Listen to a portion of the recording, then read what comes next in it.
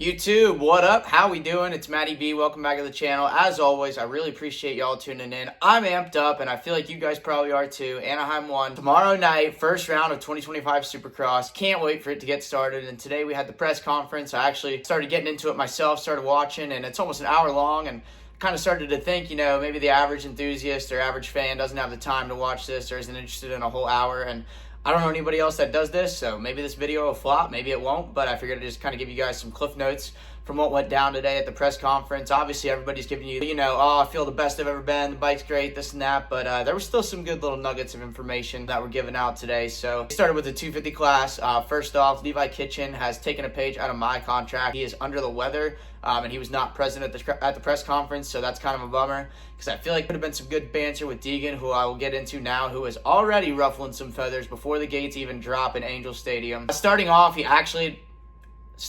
again, he admitted to the injury last year, and that last year he had almost no prep time, feels way more confident this year with a real offseason. And of course, he had to touch on the fact that he doesn't care what anybody thinks and that he's going to say whatever he wants. He did say that he's going to have to focus on winning first, and as long as he's doing that, then he'll start getting to messing with people. He's a West Coast guy, so he's stoked to be back on the West Coast. He said that's where he feels at home. And here's where it gets good. Deegan was then asked about rivalries in the 450 class with people he hasn't even raced yet, and then he called out Jett, which in an SMX video, Jett was asked about a rivalry with Hayden. He said that Hayden wasn't even in his league yet, and Hayden called that out and said on both of their best days on a 250, he said Jett wouldn't stand a chance against him, right? So stay tuned to that moving forward. I'm excited to see how that progresses when Hayden moves up. Then we've got Jordan Smith, new to the Triumph. He said he started with the testing and all that right after Super Motocross, got right into it. He said it's been a nice, smooth, upward trend throughout this whole offseason. He said he's in a little bit of a different situation on Triumph rather than Star. Star has tons of wins and pedigree, so it's a little different going for the team's first win, but he said he feels good, loves the bike, and he's ready to give it to him. And Jordan was asked about his favorite part about the switch from Yamaha to Triumph. He said the front-end traction and front-end feel is way better, said the motor is really good. Bike feels planted, but as we know, you never know until you race, but he's ready to go. Then we had Juju. He said he's coming in with a ready-to-win mindset, but working really hard with Davey Millsaps and the crew this offseason. And he was asked about his jet ski racing. He said it benefits him just because of the way the water breaks down. He said the water's never the same each lap, very similar to moto. It does kind of confuse me. I feel like Juju should be a little bit better of a mud rider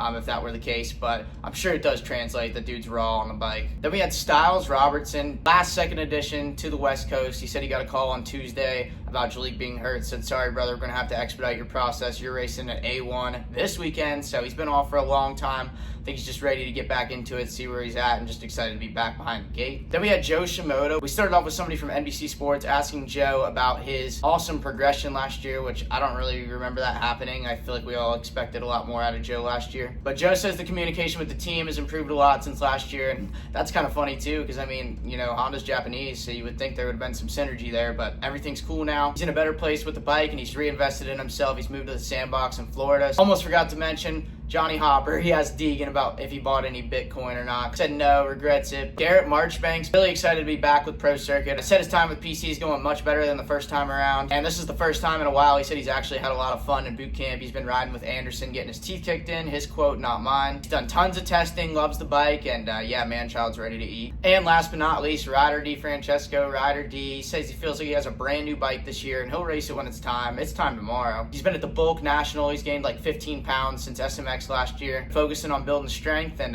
sounds like he's built some. Then in between 250s and 450s, they announced the 2025 Super Motocross playoff schedule. First round, third year in a row, Charlotte Motor Speedway. Second round in St. Louis, which should be a cool one from what it sounds like. They're going to be going through some tunnels, going out into the convention center to do outdoor sections, and should be pretty creative. And then the finale again at Las Vegas Motor Speedway, so stay tuned for all that. After all this Supercross and outdoors, this grueling season, the ever-growing season, tons of racing. Now we'll get into the 450s. They started out with a little bit of a secondary group, and then they had all the prior champions in another group after this. But starting out, Jorge Prado says he's in a totally different spot this year because he's full-time instead of part-time. Last year he had his eyes on MXGP and was kind of scared to get hurt. But he says he's really happy. He said all is good. Adapted very well to the Kawasaki. Remarked that he had a really good base setup, so it was easy to work with. He talked about the Spanish broadcast, how hyped he was to get all the Latinos following along. Said he feels like he's representing not only Spaniards but Latin Americans in the USA as well, so cool to see him holding it down for his peeps. The dude even rattled off an answer in Spanish. He can do it all. Then we had Kenny Roxon, talked about how he switched to REP suspension over the offseason, and also he has a factory transmission, helps the bike ride lighter, and he's feels a little bit more confident with the consistency of the suspension, trust the bike a little bit more this year. Then he went on to talk about the Tomac rivalry, which is pretty cool. Talked about them meeting at like Mini-O's, riding at RC's farm on 85s to Junior World Championships, and they're still going out in their 30s, so pretty cool to see. Then we heard from Malcolm Stewart, talked about the struggles of 2024. Was glad to get all 31 races in, build a nice base. Sounded really excited about getting race Paris Supercross and mixing it up with the guys he did out there. Yeah, he's Malcolm. He's always upbeat, and he says he's feeling good. He's ready to go, and I mean, that's what I would have expected to hear out of him. Then we got AP. Says the expectation is to continue what he had going last year, try to get more than one win this season, good starts, and just put himself as a title contender like he was at the beginning of the season last year. Then we had Hunter. He also talked about the struggles he faced fighting through injury and troubles throughout the season last year. But he says he's in a much better spot despite the new bike, and he says just he's excited to see where he stands. Then we have Justin Barsha. Even for a veteran, he says he still has the butterflies and the nerves the week of A1. Talked about how he's trained at Alden Bakers over the offseason and has had a lot of fun riding with Mookie and AP. Oddly enough, he said Alden's program took a lot of stress off his plate and really just simplified the process for the offseason. He just did the program, then could go home, spend time with the family. Jay Coop said last year he didn't know what to expect. He was just trying to build throughout the season, get the experience, and be in there every single weekend. Said he got a lot more comfy throughout the year and is a lot more confident going into this one. He wants to try to be a threat for podiums and try to even get a win. Then we're into the title guys. First up, they started with Jett. Talked about the new bike and all the new parts that they're running this year, but he said he got plenty of testing in, got enough laps in, and he's going to do plenty more laps throughout the season, so he said he's ready to go. Also asked about motivation, and he said he kind of sets these stupid goals just so he has something to wake up in the morning for, to work for, and strive for, and basically said, you know, if striving for greatness is what makes him him, so it's just what he's got to do. Also made sure to let us know he doesn't care if he's well liked. He let his emotions get to him a little bit last year, but he said he's not going to let anybody change who he is. Says as a sign of a weak mentality, and I guess that's not what he's trying to show. Then we got Eli Tomac with high hopes of being better than last year. He was really happy to stay racing through MXON, World Supercross, all that, just staying sharp, keeping the ball rolling. He said he's got some new forks that are really good, and he's much more healthy this year as well. He really emphasized he doesn't want this to be just a send-off year. He's really putting his all into it. Says there's no more pressure than ever. He knows what to expect, and he's really happy. Spent December in Florida at the goat farm riding with the 250 guys. He called them hyenas. Said that kept him fresh. He was even asked if there was a chance this wouldn't be his last season. He said might depend on whether he throws up some W's this year, so we might